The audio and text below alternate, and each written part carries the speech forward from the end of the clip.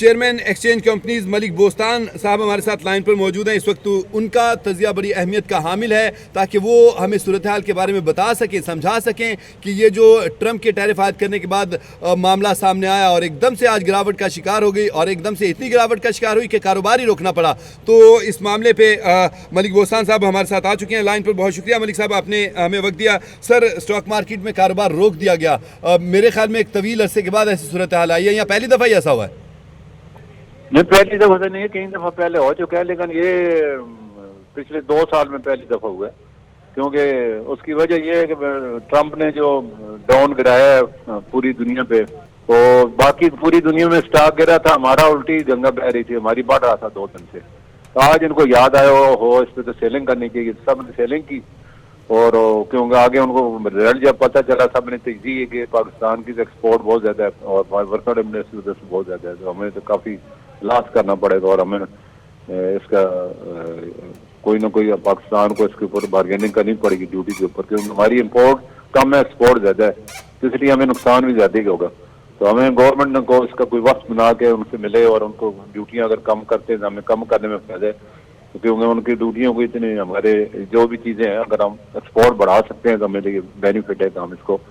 और हमारे स्टॉक ने असर इसका 2 दिन बाद लिया और उसकी वजह लोगों को जब पता चला कि सोए हुए थे, अब जागे तो उन्होंने फिर अपना साहब ने सेलिंग शुरू की और प्रॉफिट टेकिंग भी करनी थी ज़ाहिर है इतने अरसे से। मेरे मलिक साहब, जैसा कि आप कह रहे हैं ना कि हकीकत है कि पहले लोगों को सूरत हाल समझ नहीं आई थी सरमायाकारों को, क्योंकि जुम्मे को जब आखिरी रोज़ था उस दिन तो 1800 पॉइंट्स का इजाफा हो गया था और मार्केट तेज़ थी, तो इसके बावजूद जब कारोबार बंद हुआ है तभी अच्छा खासा इंडेक्स हमारा ऊपर चला गया था। लेकिन आज जो है कारोबार के आगाज़ में पहले 3000 से ज़्यादा पॉइंट्स हुए और अब एकदम 6000 से ज़्यादा गिर गए। तो खुदा ना खास्ता खतरा था अगर ये कारोबार ना रोका जाता तो मार्केट क्रैश कर जाती। हाँ बिल्कुल बिल्कुल, ये अच्छा किया इन्होंने, ये लाख लगाया और ये लगाना भी चाहिए, क्योंकि इससे बहुत ज्यादा मार्केट गिरती है और काफी लॉस लोगों को होता है, आम लोगों को होता है, इनको तो नहीं होता, स्पेकुलेटरों को तो नहीं होता, क्योंकि उन्होंने तो सेलिंग ही की है खुद ही। आम जो बेचारे देखा देखी में पिछले 2 साल से बढ़ रही थी तो वो आगे इसके अंदर 46,000 से बढ़ गए, ज़ाहिर है 1,18,000 पे गई है। तो अभी ये अल्लाह करे ये यहाँ रोके और आगे न चले, कुछ मामला तय हो जाए, लेकिन ये है कि इसमें प्रॉफिट टेकिंग जब होगी तो सेलिंग तो होगी और सेलिंग होगी तो गिरेगी, बाहर नहीं आएगा इस वक्त, कोई हज़ारा बड़ा आ जाए तो अलग बात है। मलिक साहब, बाकी जो आलमी सतह पे जो स्टॉक मार्केट्स हैं, वो जापान की हो, वो नकई हो, वो हैंगसेंग हो, जो भी हैं, वहाँ पर भी यही सूरत हाल है। बहुत सारी जगहों पे कारोबार रोक दिए गए हैं, बहुत सारी जगहों पे शदीद मंदी देखी जा रही है। तो ये वाकई जो ट्रंप के टैरिफ आयद करने के बाद कहा जा रहा था कि तजारती जंग छिड़ जाएगी, मुआशी बहरान शदीद हो जाएगा, तो क्या ऐसी ही सूरत हाल का सामना करना, मतलब एक तो उठाना पड़ जाएगा लेकिन अब सामना करना पड़ रहा है, ऐसी सूरत हाल आ गई क्या? देखो जी, इकोनॉमिक वार तो होने क्या हो चुकी है, पहले कोल्ड वार थी, अब बिल्कुल हार्ड वार शुरू हो गई है। तो अभी वार तो है और वार जो किया है अमेरिका ने सब पे, उसको भी लोग जवाब दे रहे हैं और चाइना ने भी उसके ऊपर ड्यूटी लगाई है और उसका इन्फ्लेशन तो उसका बढ़ेगा, उसको ज्यादा नुकसान उठाना पड़ेगा अमेरिका को।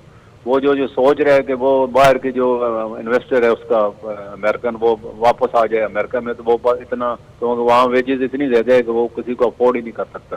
और चाइना जो है, चाइना के बहुत सारे पत्ते होते हैं, ट्रम्प के पास भी पत्ते है, ट्रम्प का पता, लेकिन चाइना के पत्ते उससे ज्यादा रखे हुए हैं और वो पत्ता फेंकता जाता है, उसने भी अपनी ड्यूटी दी जो दवाई, और वो उसके पास क्योंकि बहुत कास्ट उसकी कम है और बहुत हाई लेवल पे है, तो वो हो सकता है कीमतें अपनी गिरा के अपना हिसाब बराबर कर ले और एक्सपोर्ट अपनी उसकी हार्ड नहीं होगी, बल्कि अमेरिका को बहुत ज्यादा इसको नुकसान का सामना करना पड़ेगा।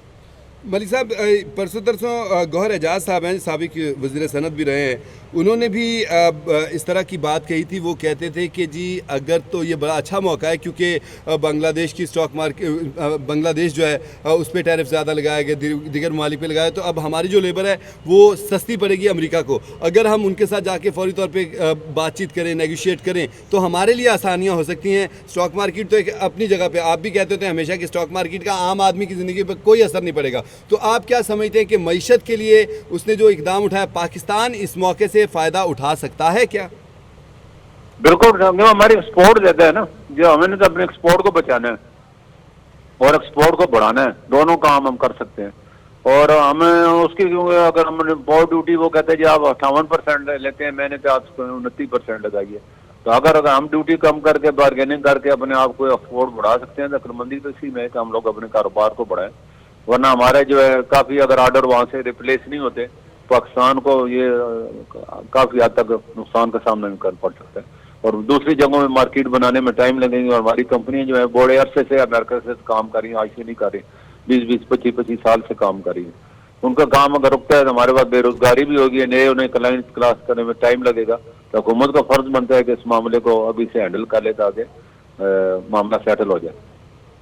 तो सर ये हुकूमत मलिक साहब कैसे इसको हैंडल कर सकती है, क्योंकि सरमायाकारों ने तो इसमें मार्केट में, स्टॉक मार्केट में पैसा लगाना है, तो वो तो सूरत हाल से डरे हुए हैं। तो क्या आप समझते हैं कि जैसे पिछले दिनों जब शंघाई ताउन तंजीम का इजलास था, आपके साथ भी हमारी रोज़ाना की बेसिस पे बात होती थी, रोज़ाना कारोबार जो ऊपर से ऊपर चलता चला जा रहा था, पहली बार 1 लाख की हद उसी वक्त ही अबूर की गई थी।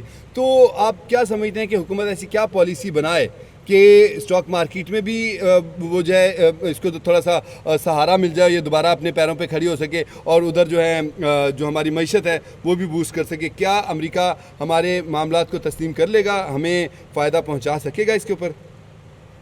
देखो ट्रम्प जो है वो इंटरेस्ट ऑफ अमेरिका पहले देखते हैं और वो उसका इंटरेस्ट हम बार्गेनिंग यही कर सकते हैं कि उसकी जो हम इम्पोर्ट कर रहे हैं उसकी चीज़ें उसमें ड्यूटी कम करें तो ये अच्छा मौके हम उससे फ़ायदा उठा सकते हैं और उससे कायल कर सकते हैं भाई ठीक है भाई हम ड्यूटियाँ आपकी कम करें, आप भी हमारी जो है इसको जो है बार्गेनिंग करके कम भी करा सकते हैं, ज़ीरो भी करा सकते हैं, पहले की तरह भी करा सकते हैं।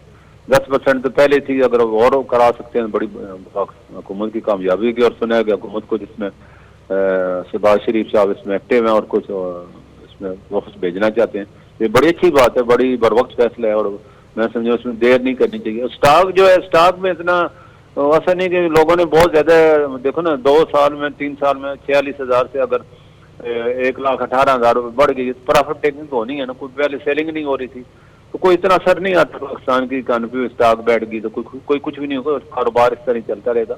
आम आदमी जो देखा देखी बेचारा है वो बेचारा है, बाकी कोई मुल्क को कोई नुकसान नहीं होता इससे।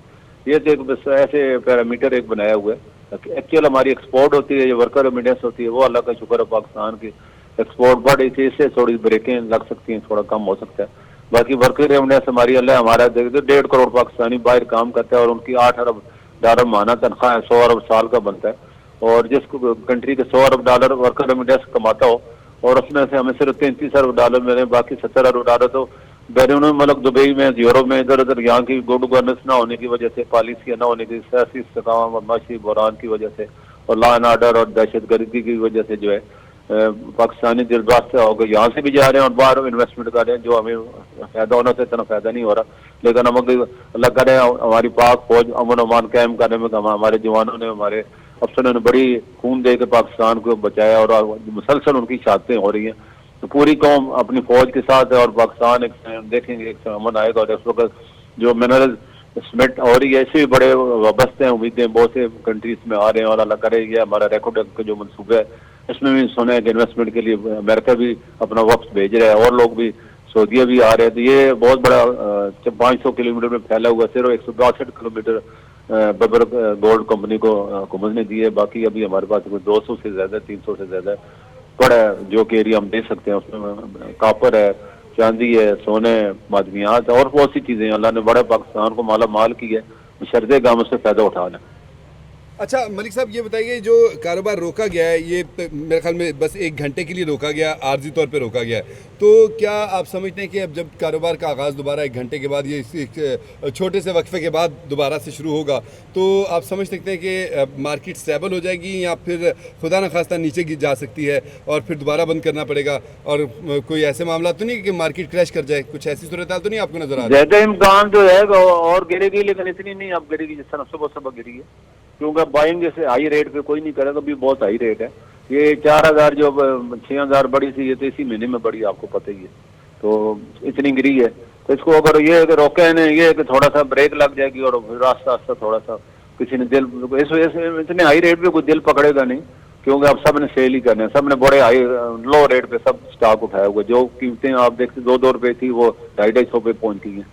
तो बड़े मतलब कम लेवल वाले बहुत जिन शेयर की वैल्यू नहीं थी उनको इन्होंने खरीदा और उसके मार्केट बढ़ाई है, तो कोई इतना फर्क नहीं आएगा। तो मलिक साहब, पाकिस्तान की सतह तक तो ये बात हो गई, तो जो आलमी सतह पे स्टॉक मार्केट्स मंदी का शिकार हैं, नीचे गिर रही हैं, वहाँ पे कारोबार रोके गए, क्या उनमें भी ये मामला जो है एक दो दिन का ही होगा और वहाँ पे भी मामला सूरत संभल जाएगी, ट्रंप के साथ कोई इकदाम हों या ना हो? तो क्या आप समझते हैं कि आलमी सरमायाकार और पाकिस्तानी सरमायाकार, क्या ये दोबारा एतमाद इनका बहाल होगा और ये इन्वेस्ट कर सकेंगे उसी तरह जैसे पहले कर रहे थे? देखो, आलमी सतह का पूरी दुनिया में इस ट्रम्प के फैसले से असरअंदाज हो गया, पूरी दुनिया इसकी लपेट में आ गई है। जैसे बाकी लोग तो कह रहे हैं बम गिरा दिया है मैशत का, तो ये ड्रोन उसने जो गिराया है वो हकीकत यही है कि पूरी दुनिया सबसे ज्यादा 41 खरब डॉलर की जो है इम्पोर्ट करता है अमेरिका। तो वो अगर उसको इतनी ड्यूटी में आती है, जहर उसको ड्यूटी आएगी, लेकिन उसका इन्फ्लेशन भी बढ़ेगा, उसकी इकानमी खुद स्लो डाउन हो जाएगी। और लोगों में अब उसके दिमाग में क्या चल रहा है, ट्रम्प का दिमाग किसी को आप पढ़ नहीं सकते। वो कहते हैं उसको किसी को कहते कोई भी पेशेंट गोई उसकी नाकाबिले यकीन हो जाती है, तो वो अनप्रिडिक्टेबल है। तो उसका तो कोई फैसला किसी को नहीं पता, किसी कल वापस ले ले, प्रेशर पड़े, महंगाई बढ़ेगी, जहर है, और वहाँ की पहले पिसी हुई है। तो अगर वो बढ़ती है महंगा, और उसके सेंट्रल बैंक ने इंटरेस्ट रेट भी नहीं बढ़ाया, अब ये अभी अगर इससे भी काफी फर्क पड़ेगा। तो ये सारी चीजें इसका रिजल्ट जो है अभी तो जहर है, तूफान की तरह बिजली गिरी है और पूरे आशियानों को जला दिया है। लेकिन अब उसके बाद जो है होना है, वो अमेरिका के लिए जो होना है वो उसका टाइम लगेगा। जो उसने जो एग्जेक्टिव ऑर्डर करके कर दिया है, लेकिन अवाम पे क्या असर होगा, उसकी मैशत पे क्या असर होगा, उसका जवाब क्या मिलेगा उसको। तो ये रिजल्ट जो है आफ्टर शॉक ही है ना। अब जल्द तो आ गया, आफ्टर शॉक अब इसको जब फील होएगा तो हो सकता है वो अपना एग्जेक्टिव ऑर्डर वापस ले ले या उस पर स्टे आ जाए, ये भी हो सकता है। चलें, हो सकता है जी। बाकी ट्रम्प का दिमाग तो कोई पढ़ नहीं सकता, क्योंकि वो कोई बाकायदा सियासी शख्सियत तो है नहीं। बहुत शुक्रिया।